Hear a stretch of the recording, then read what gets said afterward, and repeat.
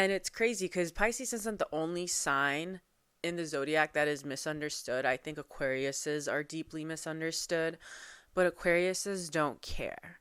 You see the difference? Like, Aquariuses kind of want to be misunderstood and they welcome that energy, you know?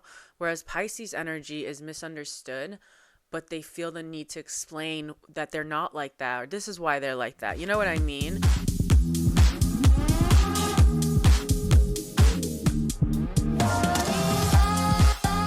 Let's get this show on the road, shall we? Hello, welcome to Yap Therapy. I feel like I need a sound for every time I say Yap Therapy, because I've already decided that that's how we are starting the podcast every freaking time. That is just going to be my intro, because like I said before, it literally feels like therapy for my Gemini moon every time I sit here and yap with you guys. And if you are a listener and a watcher and you don't comment back, I'm going to think of you as like a toxic partner and a toxic friend, because it hurts my feelings that I'm talking to you and you're not saying anything back to me.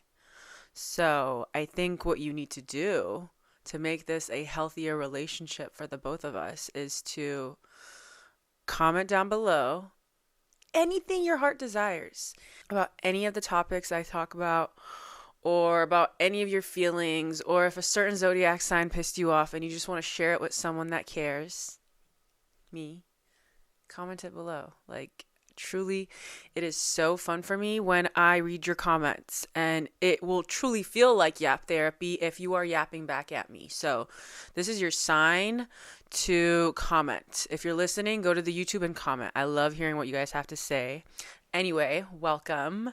Happy full moon eclipse week. How is everyone doing? We are 2 days out after the eclipse. Are you guys doing okay? Have you been sleeping okay? That can be actually one of the first questions for this episode. How have your sleeping habits been this week? Starting from like Sunday night, and obviously the peak being Tuesday when the full moon happened. Have you been sleeping good? Have you been having weird dreams? Have you had insomnia? Let me know. I truly had the most Piscean weekend ever. So I actually started a new book last week, and then it was just so good that I just got lost in it. I got lost in it, like willingly, beautifully lost in it, especially on Sunday. And it's so funny because I even told my man, because we were supposed to hang out, and luckily he was being flexible. So I was like, I love you. I kind of just want to lay in bed and read my book. And he was so understanding. Love him. He's a Pisces, so he understood the assignment. He understood what I needed. And when I tell you, that's literally all I did. I mean, I was going to call it a rot session, but like, is it rotting if I am challenging my brain to read at a ultra fast pace? Because I finished the second book and then finished half of the third book of the series all on Sunday. That is not rotting. Okay, that is being an intellectual. You know what I mean? And it was just so freaking good, you guys. Like, I could not put it down. I literally had to take like pee breaks, eat breaks. I feel like there was like a voice inside my head that was like, time to eat, time to pee, drink water. Because I was on autopilot reading this book, and the name of the book is actually called Once Upon a Broken Heart. It's a series. It's a 3-part series. And even the name of it gives like, you know, Pisces, Neptunian fantasy vibes. Cause, you know, it sounds like, you know, like a typical fairy tale, you know what I mean? Romance, like Once Upon a Time, but Once Upon a Broken Heart ain't no fucking fairy tale. Okay. It's not your average love story. It's dark. It's beautiful. It's soul crushing. It's really, really good. It's really, really, really good. I kept seeing it on Book Talk, people talking about it, and it was on my to be read list. And something in me just like felt like I had to start it this past week, and it just makes so much sense. It just fits the vibe of this Pisces eclipse energy. It was just so nice getting lost in this fantasy book. And yeah, I'm still there. Like, genuinely, like, yes, this is Sarah sitting here in this earthly plane. But really, my mind and my heart are elsewhere. And that's how I know a book has me, a series has me. When I'm doing my everyday normal things, but I constantly keep thinking about the world of the book, the characters of that book, the story. And it's really sad because I finished it. So it's a 3-part series and I finished it. And I have this thing where I really have a hard time like watching the last season of shows, reading the last book of a series. Like, it's probably some sort of trauma response. Like, I don't want things to end. Even if I know the ending is there, it's like I almost stop myself from knowing the ending because I refuse to let go. Like, it's definitely some sort of trauma response, and I should probably talk to a therapist about it. But I hate when things end, which is crazy because I'm a Scorpio. Like, I'm supposed to be open to endings and new beginnings. And I am. And it's a good thing that I'm doing it with like books and shows, you know what I mean? But I mean, I still have a hard time with endings. But I definitely get this feeling of like dread and of like pain, deep pain when I know something's ending. And like when I finish this series, I've just been feeling so low. But anyway, that's what I read. I highly recommend the series. It was so good. Once Upon a Broken Heart. Check it out if you need a new book to read. It's so funny because when I started the series, I posted, you know how authors have like, this is 2, you know what I mean? Like before the book starts. And this one said, to anyone who's ever made a bad decision because of a broken heart. And listen, it hits because who hasn't made a bad decision because of a broken heart? Like, name any good decisions you made after you were, you know, broken up with, or after you did the breaking up, or after you thought someone liked you but they didn't and now your heart's broken because it was a one-sided relationship.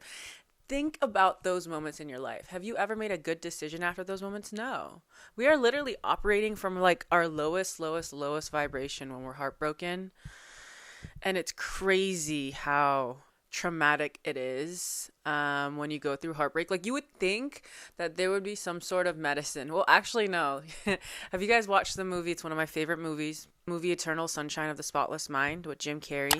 It's a really good movie. Essentially, the concept is like, you know, there's this company that can take away your memories after a failed relationship. Like, essentially, you can forget about your heartbreak or pretend that they never happened. Wait, actually, that is crazy.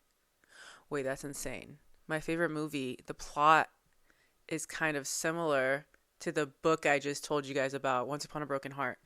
Whoa, that was not on purpose.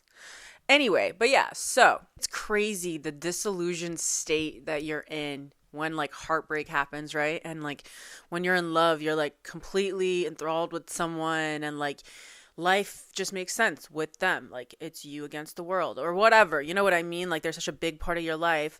And then when heartbreak happens and this person is removed, or, you know, when they dump you or you dump them or whatever, when things end, it almost feels like you've lost your sense of gravity and everything is just happening to you and time moves differently. Have you guys noticed that? Like, when you go through heartbreak, time moves differently. It also reminds me of that scene in New Moon from Twilight where like Edward where essentially he's gone, right? In the second book, he's gone and she's just like picking up the pieces of her relationship, and it's this visual, I'll see if I can post it here, of her sitting in the same spot in her room as the months of the year go by. And she's just like literally sitting there looking the same. You know what I mean? Like, she is not moving forward in any way, even though time is moving. And I feel like that is such a good depiction of heartbreak and the weird place you're in your head and your mind and your reality in general when you're heartbroken. Like, nothing is the same. Obviously nothing is the same, but it's crazy how much it just changes your perspective about your life. Like, this one thing, you know what I mean? This one thing, a heartbreak. a breakup, whatever. It just completely shifts your entire mindset about your life and who you are and what you want to do.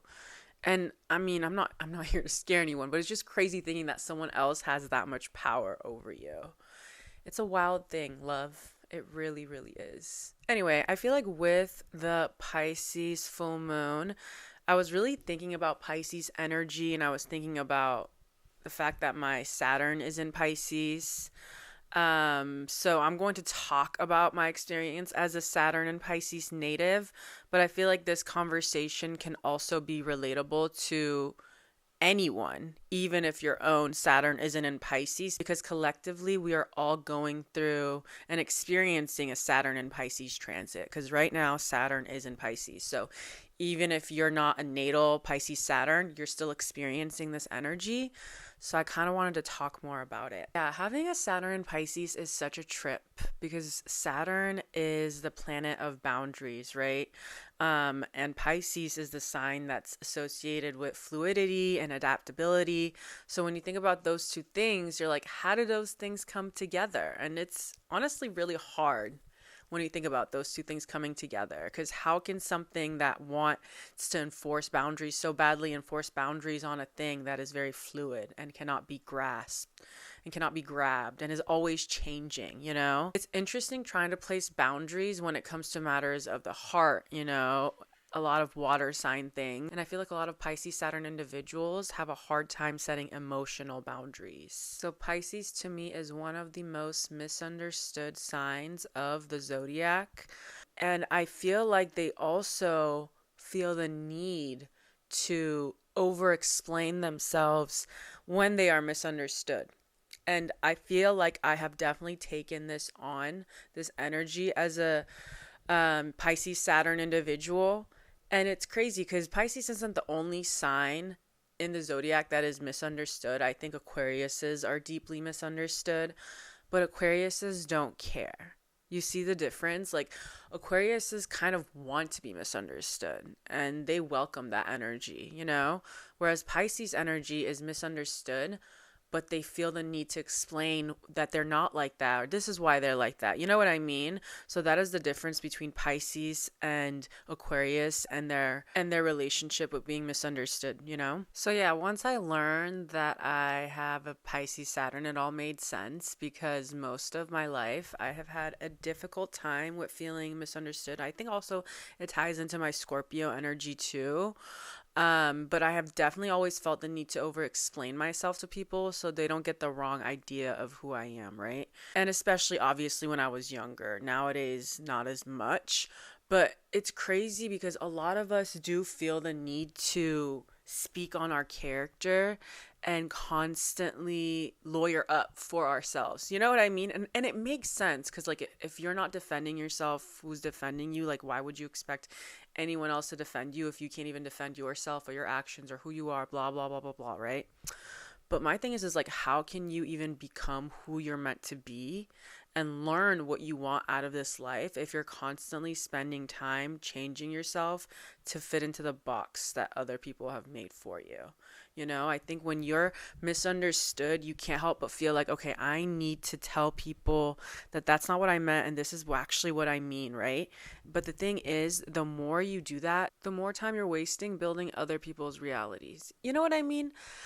It comes back to that whole point of no one's thinking about you as much as you're thinking about you. You know what I mean? So, like, if you are spending a lot of time explaining to other people what they should know about you and this is what you actually meant, it's time wasted, in my opinion. Personally, that is literally what I'm learning. There's just always someone gonna be there that misunderstood you or that doesn't even want to understand you. You know what I mean? And if you're chasing those people, you are wasting so much of your life and your day and your time and your hours for other people. And I just feel like we need to understand that we really don't have an infinite amount of time here. You know what I mean? Like, we forget, especially I feel like when you're a little bit younger in your earlier years, you just assume that you have so much time on this planet. We don't have that much time. Like, we really don't.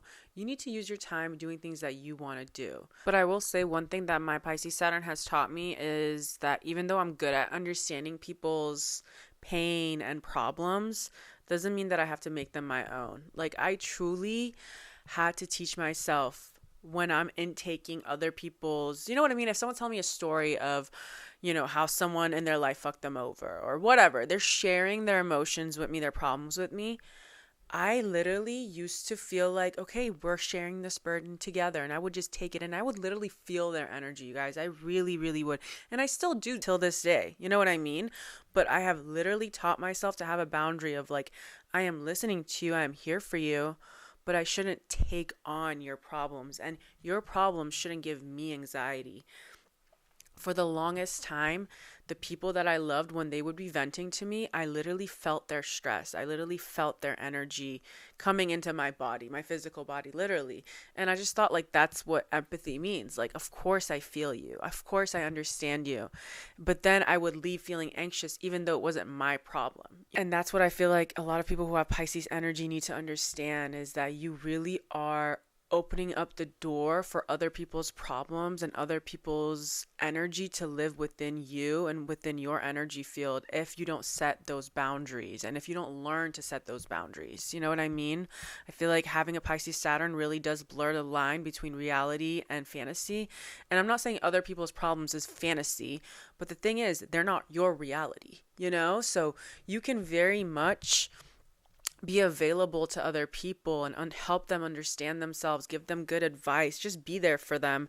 But that doesn't mean that after they shared their story with you or their problems with you, that now that is your reality.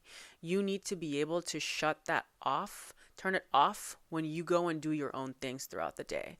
You know what I mean? Because otherwise, it's literally like my book, right? Like, it's not the same thing, but like, I have let it take over my mind, right? To the point where I'm like, oh, I feel real feelings towards this fantasy. Like, I don't really know these people and I don't really live in this place, but because I've blurred the line so much because I literally got lost in this story, I can't help but feel about it in my daily routine, right? In my real life, right? And that's the same thing with other people's problems. I'm not saying that they're a story and they're not real. They are very much real, but they're not real to you and your life. You have to compartmentalize. And like I said, when you're there around them and they're sharing these things for you, be an active listener and be there for them, offer them advice, be empathetic towards their problems. But also, after you leave, you need to worry about your life, what it is that you're doing. Otherwise, you're always going to be constantly thinking about what everyone is going through. And you're going to lose your sense of self and what it is that you need because you're constantly thinking about what other people need. And that is just something that a lot of water sign placements need to understand that you do. You feel other people, and it's so sweet and brave, and other people feel seen by you. They feel accepted by you because you really are such a nurturing, emotional person, right? But you need to set those emotional boundaries. You really, really do. Otherwise, you're constantly going to be confusing your own feelings with the feelings of other people. I definitely, again, that's something that I had to work on, is I would literally feel other people's feelings and I'd be like, now I feel this way. And then I'd go about my day feeling that way. I always talk about how, like, you have to have some sort of meditation or whatever. It could be any sort of practice where you start off the day and you check in with yourself and you're like, this is how I feel today, And when you go about your day and you see someone having a bad day or someone's angry or whatever, you realize that's not the energy I started with. So I have to set that boundary, be like, okay, that's their feelings, that's not mine. But if you don't set any sort of like boundary, emotional, spiritual boundary, you'll get confused and you'll almost think, am I angry? Am I having a bad day? But you weren't up until you saw someone that was having a bad day. And you can still be there for the person and, understand what they're going through without taking it in and internalizing it. And now you're sharing that same bad day, all because you didn't have emotional boundaries. So yeah, one of the affirmations that I've been really focusing on lately is I am okay with being misunderstood. So if you're someone that is dealing with this energy of always feeling like you need to over explain yourself and why you do things and why you are the way you are to other people, this is an affirmation that you can incorporate in your daily, routine or whatever. You could just keep repeating it to yourself until your subconscious really believes it. You know what I mean? Makes it your reality. And it really does hit for me as a Saturn and Pisces placement, because once you tell yourself that it is not your job to make people understand you, you have the freedom to just be. Like I said, it's time wasted every time you're trying to over-explain yourself. Time that you could spend doing what you want to do, going after what it is that you want to go after, living the life that you want. Imagine how much time is wasted every time you do something. Now you have to tell people why you did it. Whereas you could just do something and then do something else and then do something else. Granted, maybe in between all that, sometimes you want to tell someone you love why you did what you did. But you don't owe everyone in the world an explanation. You just don't. You're wasting your time every time you do that shit. And it's because most of us value other people's opinion of us, right? And as much as everyone wants to say they don't, and no, like, I just live life for myself. Like, we have been conditioned as people to care about what other people think of us. Especially, I feel like probably in our younger years, that's when it's embedded in us. Like, you don't want to stand out too much, especially after I feel like you hit like puberty, or even like, middle school. That's really when you start understanding that like people are judging me, so I have to kind of fit in, right? And it's annoying because you're literally telling yourself, other people's opinion of me affect my mood, affect my day. And it's like, why? You know what I mean?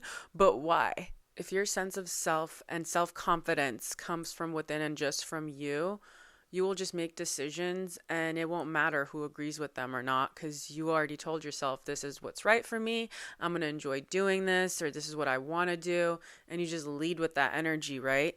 But if you're still wanting that acceptance from other people every time you make a decision, it's almost like you need that validation from however many people to be like, yep, you did it, good job, we're on your side. But like, no matter what, you're always going to make some people unhappy. You truly don't need everyone's acceptance to be happy, but it's a lie you've been telling yourself for a long time. And, unless you learn to shift your mindset, your happiness will always be in the hands of everyone but yourself. And it's usually our families, our friends, our partner, work. Like, we constantly want that validation of, I'm on the right path, I'm doing the right thing, you still like me, right? Like, you're not mad at me, right?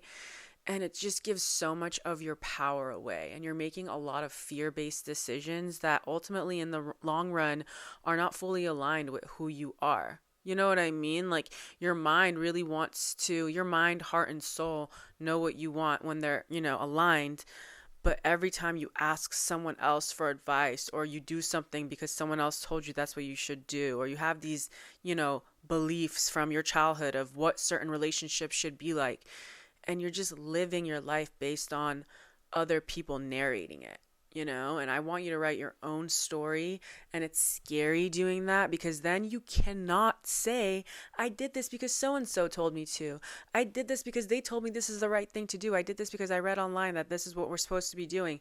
When you do things based on your own will and your own heart and your own mind, yeah, you can't blame anyone else if, some crazy shit happened, but that is the risk you have to take.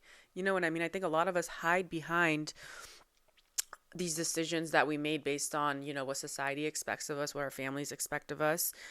And it's really easy because, again, if something happens, if you mess up, you can just blame it on the rules that you were following. You know what I mean? The people that were giving you advice. But if you just make your own decisions, you do have to, again, it comes back to, if some crazy shit happens, yeah, you might need to explain yourself. But guess what?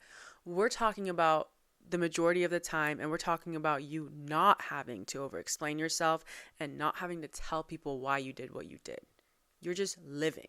So this is just ultimately also for Pisces placements. You just have to learn to set boundaries. You really, really do.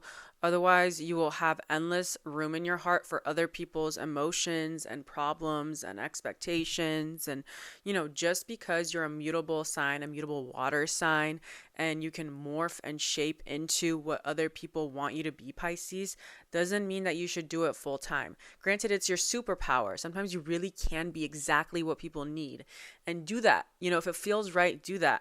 but don't make that be what you do all the time, you know, because then you'll really lose your sense of self and you won't remember who you are when you're not morphing into what other people need you to be. And that's a scary place to be for Pisces placements, you know? Learn to master your intuitive power and only share it when you desire to do so. Otherwise, people will always take because it's something that you've always given freely. And it's way harder to set boundaries in the middle of a relationship than it is to enforce them at the beginning of it. You know what I mean? People are always going to be a little bit more jaded and a little bit more like angry and annoyed. I mean, granted, you can set boundaries whenever you want, but I will say the response is different when you set it at the beginning of a relationship versus in the middle of a relationship. You know, it's like a door. You need to learn to shut that door when you don't want anyone coming in. You can't keep the door open 24/7 just because you're afraid it'll hurt people's feelings when you shut it. You know what I mean? That door being your boundaries. That door being what stops people from coming and taking, you know, emotional advice from you. Ultimately, this is what I want for me. This is what I want for you, is to stop over-explaining yourself. Let people misunderstand you. You don't owe people anything more than, you know, your initial thoughts and feelings. And if they need further clarification, they should ask for it. If you don't get the response that you want when you express yourself, oh well. Why do you even have expectations of how other people should respond? And I think we get in our heads and we're like, well, I said it this way and they didn't give me the response I wanted. Maybe I should talk more and tell them this is what I meant. If they took it a certain way, then they took it that way. And if it bothered them, it's up to them to ask you follow-up questions. But it's not up to you to keep selling your story and to keep selling your feeling. It's just taking too much energy out of you, all right? And we're preserving our energy. I also think this is why those of us with active imaginations have a harder time in life. Because, you know, you say things or you have a conversation with someone, and I would think a normal person, they leave that conversation and they're okay. They go on about their day. When you have an overactive imagination and mind and, you know, air, moon, whatever, water, sun, you can't help but wonder, how did they receive that? You're almost like playing it in your head and you're making a lot of assumptions. And you know that saying, don't make assumptions because it makes an ass out of me and you. And it's true, because what are you, a psychic? You don't know what the hell they were thinking. Why are you assuming that they're mad at you? Why are you assuming that now they look at you funny or whatever? These are all just assumptions and they don't help you. They really don't. If you had more to say, you should have said it while you were there.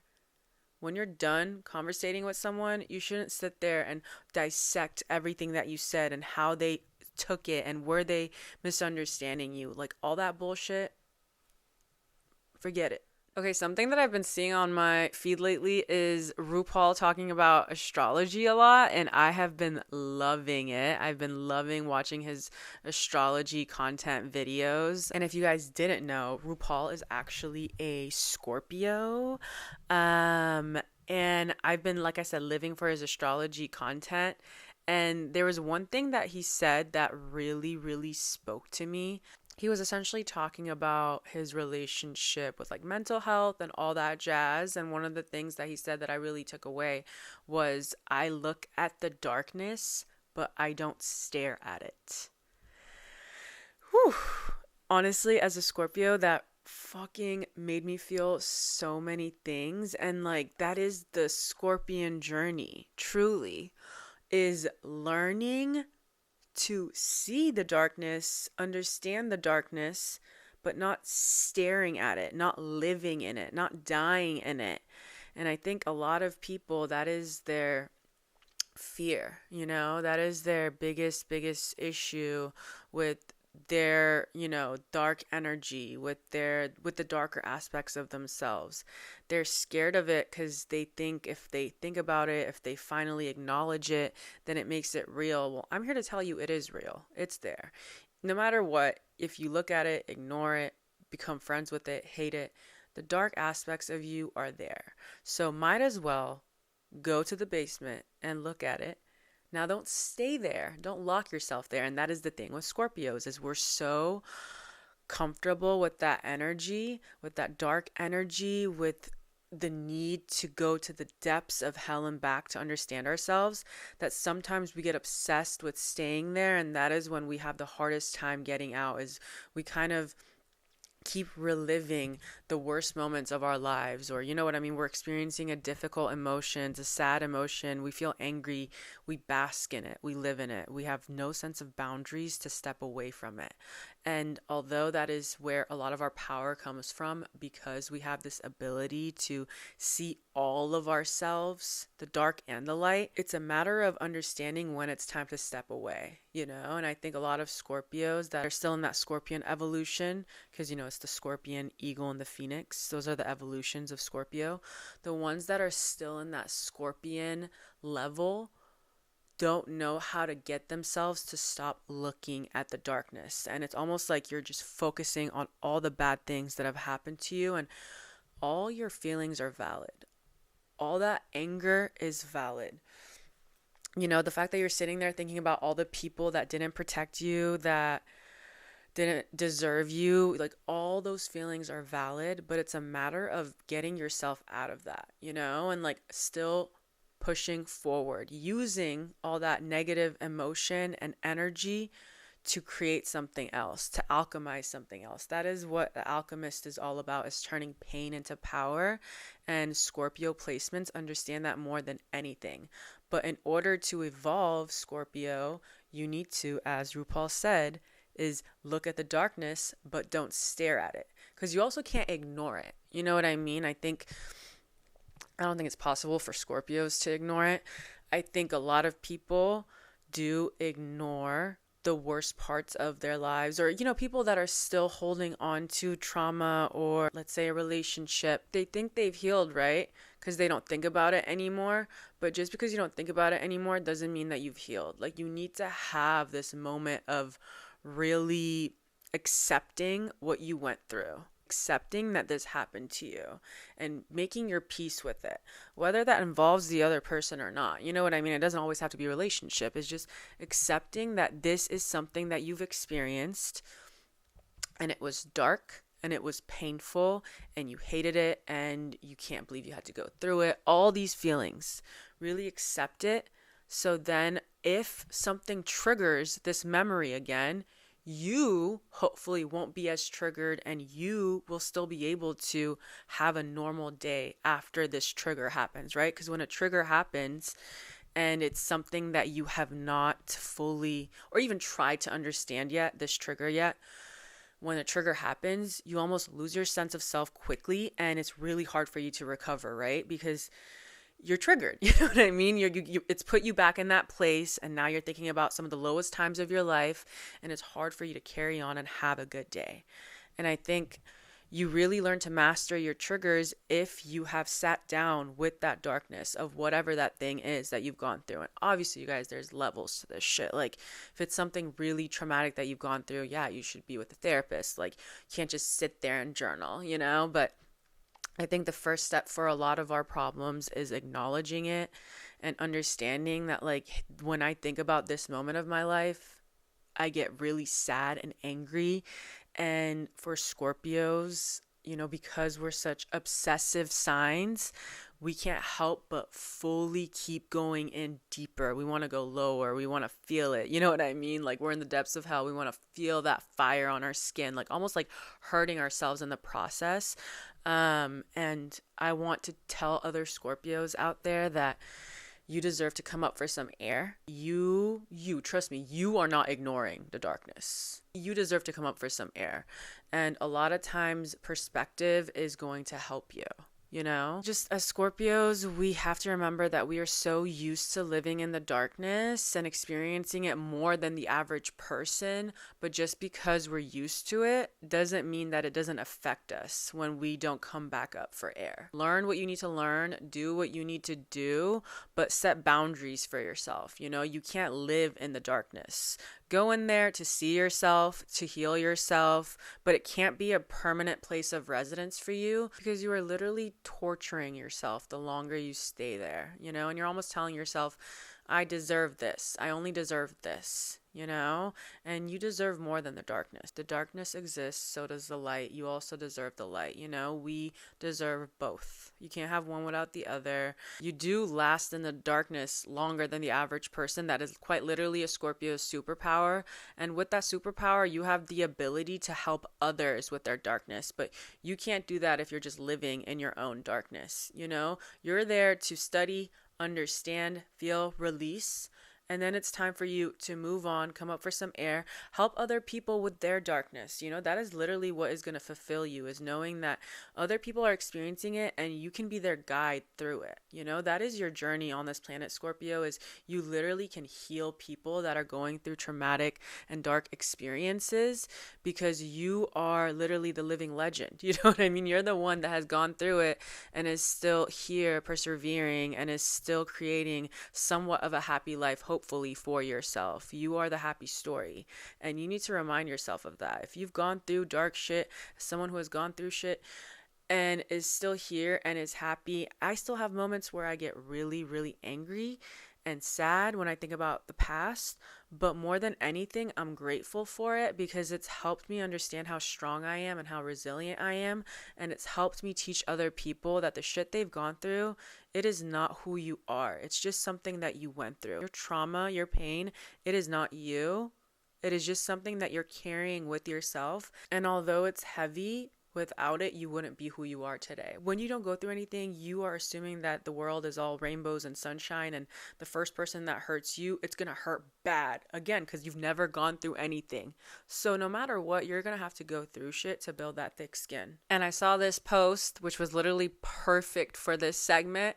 I'm going to post it right here. It says, doctors study medicine, teachers study education, and healers study darkness.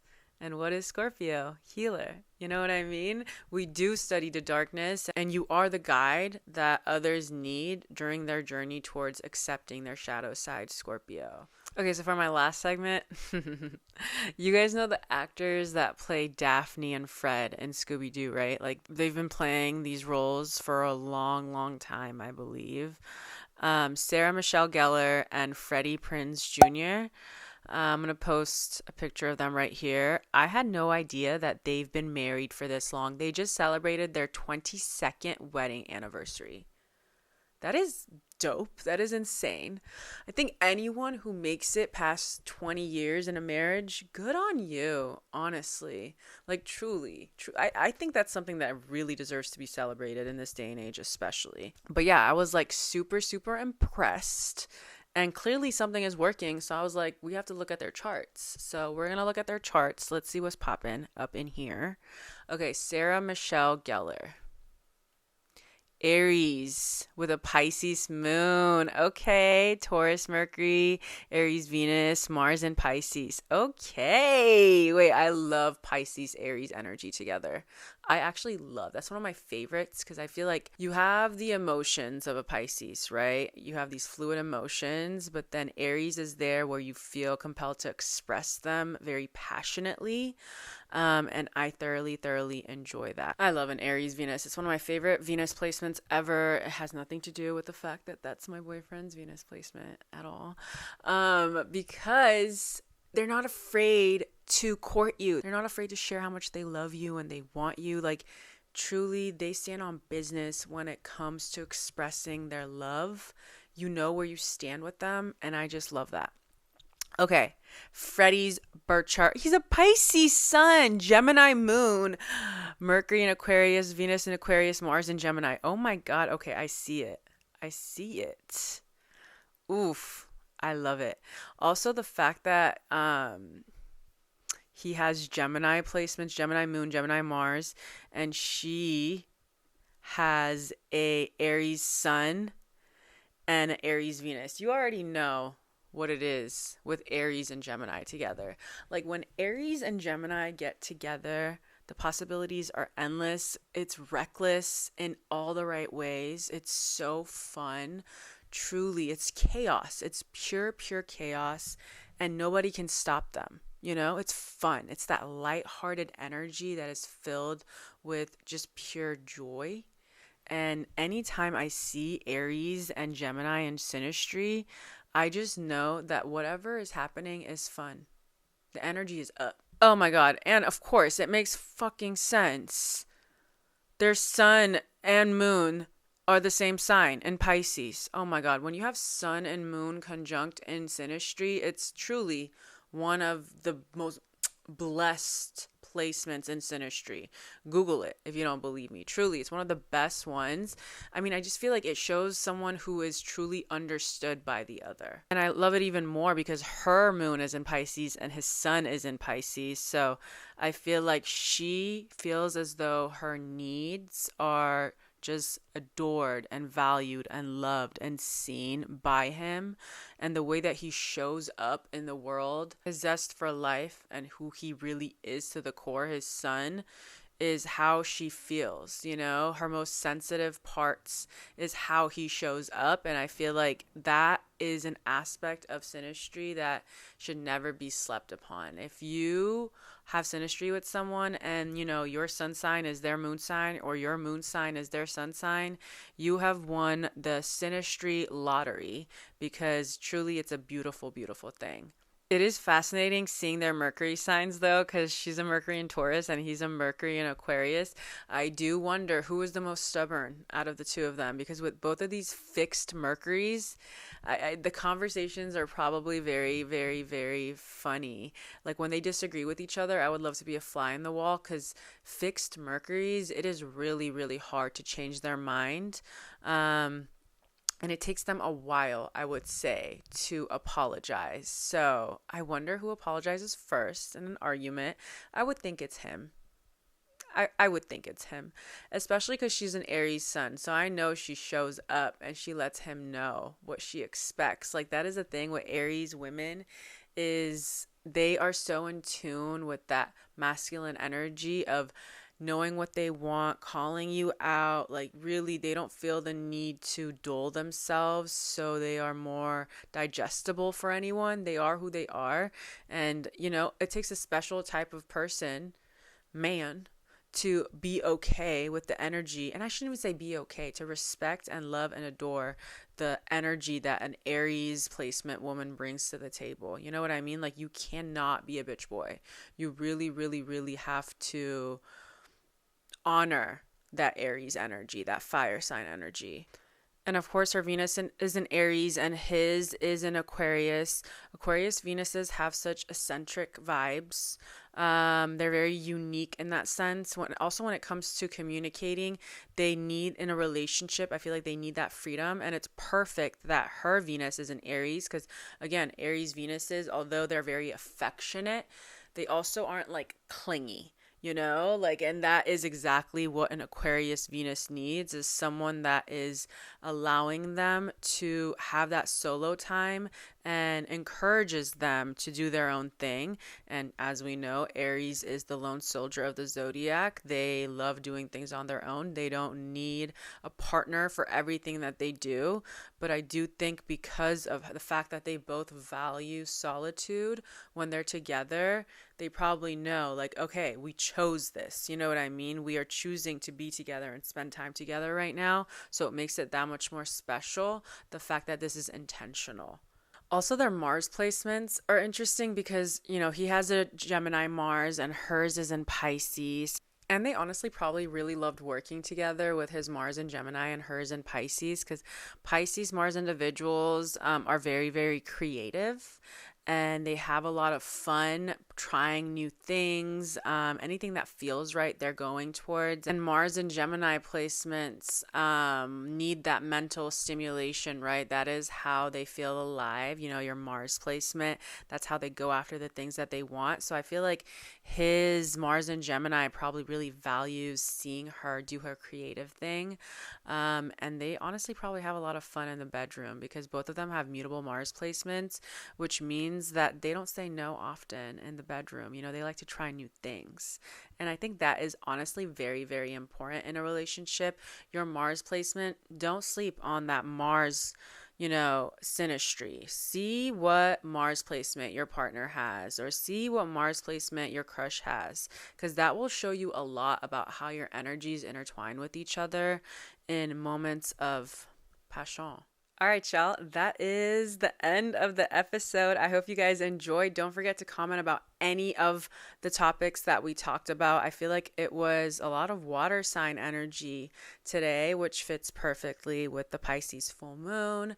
Again, I hope you guys can get some restful sleep because you deserve it. I hope you can relax. Don't forget to drink plenty of water. Full moon eclipses can be a lot on our bodies. If you're listening on Apple, Spotify, don't forget to leave your girl a review. That helps me out a lot. And don't forget to come on YouTube so you can comment, because this is Yap Therapy and it needs to be a two-way conversation, okay? I'm going to link the socials over here. Don't forget to subscribe. I love you so much. Have a good weekend, even though it's Thursday still. Have a good Friday. Have a good weekend. And I'll see you next week. Bye.